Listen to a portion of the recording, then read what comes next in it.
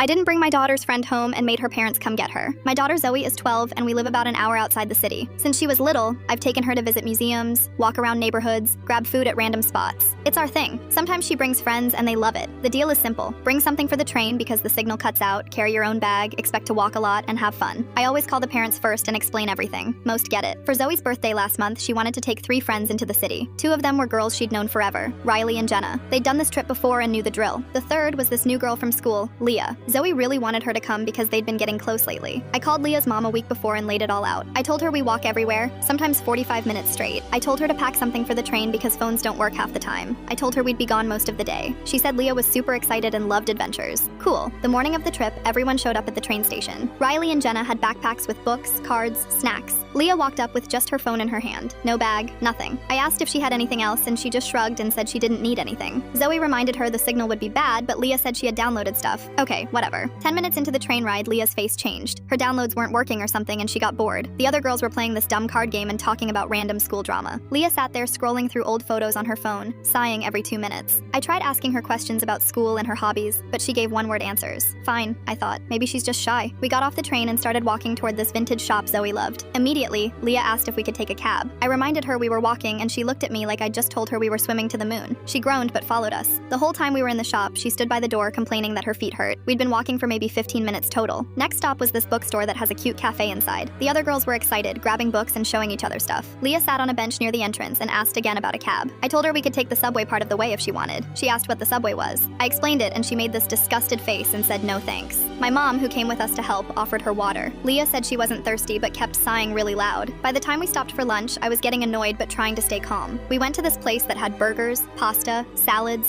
everything. Leah barely looked at the menu and said she wanted to go home. I asked if she felt sick or if something happened. She said no, she was just bored and tired. I told her we still had a few more hours and a show to see. She stared at me and said she didn't want to see a show. She wanted to leave. I pulled her aside and asked again if she was okay. She wasn't sick. She wasn't upset about anything specific. She just didn't like walking and thought the day was boring. I stayed calm and told her if she really wanted to leave, she needed to call her mom. I wasn't cutting the trip short for everyone else because she changed her mind. Leah called her mom and I heard her say she wanted to come home. Then her mom asked to talk to me. She asked why I couldn't just bring Leah back. I explained that if I left, I'd miss the show, and Zoe wanted me there. My mom couldn't take her either without missing it. Her mom got quiet and then said she didn't want to pay for a train ticket to come get her. She also didn't want to drive because it was too far. I told her I understood, but we weren't heading back until after the show, which was in 3 hours. She wasn't happy. 20 minutes later, Leah's mom called back and said Leah's dad would come get her. He showed up right before the show started. Leah didn't say goodbye to anyone, just left. Her dad didn't say much either, just nodded at me and walked out with her. The rest of the day was great. Zoe and her other friends had a blast at the show.